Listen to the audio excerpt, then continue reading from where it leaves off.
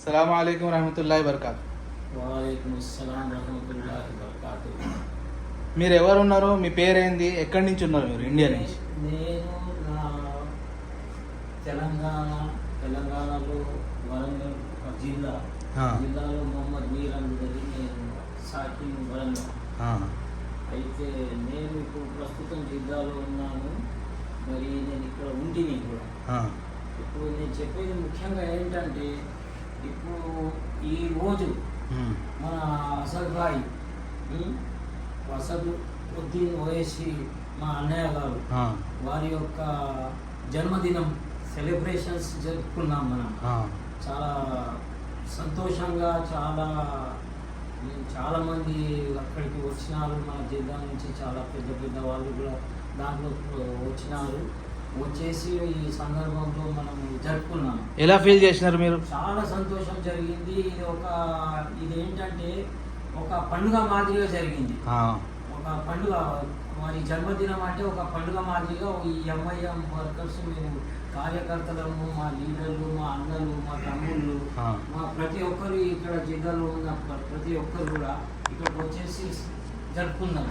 అయితే దీంట్లో ముఖ్యంగా మా డాక్టర్ గారు సేదలి గారు దానికి చాలా ఇదిగా ఉండి ముందుగా ఉండేసి దీనికి జరుపుకున్నారు. మరి దానికి సహకారంగా పెద్ద ఎత్తున మన ఉస్మాన్ బిన్ నటు మా అన్నగారు ఉన్నారు. వారి యొక్క సహకారాలతో మనం జరుపుకున్నాం.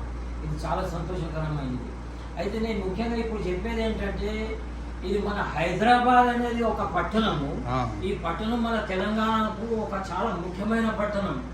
ఈ ముఖ్యమైన పట్టణంలో ఈ రోజు ఎన్నికలు జరుగుతున్నాయి అంటే చాలా పెద్ద ఎత్తున దీంట్లో ప్రతి ఒక్కరు తమ్ముళ్ళు, అన్నలు, చెల్లెళ్ళు, అక్కలు, అమ్మలు, నాన్నలు, పెద్ద వృద్ధులు ఎవరైనా కానీ తన ఓటు హక్కును మనము వినియోగించుకోవాలి. అది వినియోగించుకొని పెద్ద ఎత్తున గెలిపించాలని నా కోరిక. అసలు అదే బలం కదా, అదే మన బలం. ఎందుకు బలం అంటే, హైదరాబాద్ లో శాంతి వస్తే మన రాష్ట్రంలో శాంతి. హైదరాబాద్ లో రాష్ట్రంలో శాంతి రావాలంటే హైదరాబాద్ లో అసద్ భాయ్ గెలవాలి. అసద్ భాయ్ గెలవాలంటే హైదరాబాద్ లో శాంతి ఉండాలి.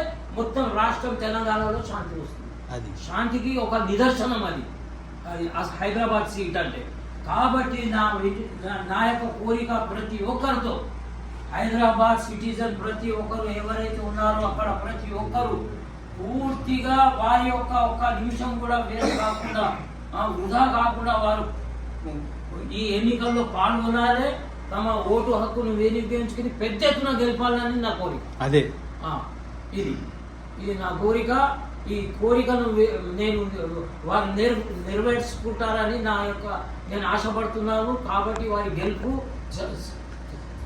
100% వారి గెలుపు అవుతుందని నాకు మా అన్నయ్య గారు కూడా 3-4 లక్షలతో మెజార్టీతో గెలుస్తుందని చెప్పినారు. మా డాక్టర్ గారు కూడా ఉన్నారు. ప్రతి ఒక్కరి కోరిక ఇదే, గెలవాలని. కాబట్టి నేను నా హృదయపూర్వకంగా మా అన్నదమ్ములు, చెల్లెలతో అందరితో నేను కోరేది ఏంటంటే, ఓటుని మాత్రం వృధా చేయకుండా ప్రతి ఒక్కరు పాల్గొనాలి. ఈ ఇండియా లెవెల్లో ఎవరు రావాలని మీ కోరిక ఉంది? ఇండియా లెవెల్లో కాంగ్రెస్ రావాలి. రాహుల్ గాంధీ గారు ప్రైమ్ మినిస్టర్ కావాలి అంతే. ఇక్కడ హైదరాబాద్ లో అసదుద్దీన్ గారు ఎంపీ కావాలి. ఇప్పుడు ఆల్రెడీ మనకు తెలంగాణలో కాంగ్రెస్ వచ్చింది కాబట్టి మనకు కాంగ్రెస్ ఢిల్లీలో కూడా రావాలి. ఇంకొకటి ఏంటంటే, కాంగ్రెస్ రావాలి, దాని మీద మంచిగా కోరికలు ఏమేమి ఉన్నాయో దాని మీద నిలబడతారని నాకు ఉంది. అది నేను చెప్పేది ఏంటంటే, ఇప్పుడు ఈ గ్యారంటీలు, కాంగ్రెస్ గ్యారంటీలు చెప్పింది కదా, ఆ గ్యారంటీలు నిలబెట్టుకుంటారని నాకు తెలుసు. అది వాళ్ళు చేస్తాం కూడా, వాళ్ళు పని చేసే వాళ్ళు. దానికి సహకారానికి మన అసద్ భాయ్ గారు కావాలి. ఎందుకంటే వారు మహా మేధావి. అసద్ భాయ్ గారు చాలా మేధావి. ఆ మేధావిని మనం తప్పుకోవద్దు. వారు పార్లమెంట్ లో ఉండాలి అంతే. అది ముఖ్యం. అసదుద్దీన్ ఓవైసీ గారు బలం ఏంటంటే ఆలోచిస్తారు, దాని తర్వాత మాట్లాడతారు. మేధావి, అతను మేధావి కదా. అతను దాని గురించి వేరే మాట లేదు అక్కడ. Very intelligent person and very knowledgeable. Constitution అంటే ప్రతి ఒక్క పదం అనేది ఆయన జ్ఞానంలో ఉంది. మన సీఎం రేవంత్ రెడ్డి గారు ఎట్లా ఉన్నారు? రేవంత్ రెడ్డి గారు కూడా చాలా యంగ్ మ్యాన్, యంగ్ ఎనర్జెటిక్ ఉన్నాడు, చాలా డైనమిక్ లీడర్, చాలా పనిచేసే వ్యక్తి. అంటే వారు ఒకసారి ఒక విషయాన్ని పట్టుకుంటే ఆ విషయాన్ని పూర్తి చేస్తారని మాకు ఇది ఉంది. కాబట్టి వారు రేవంత్ రెడ్డి గారు సీఎం ఉన్నారు, చాలా బాగానే ఉంది. మన రాష్ట్రం ప్రగతి అవుతుంది.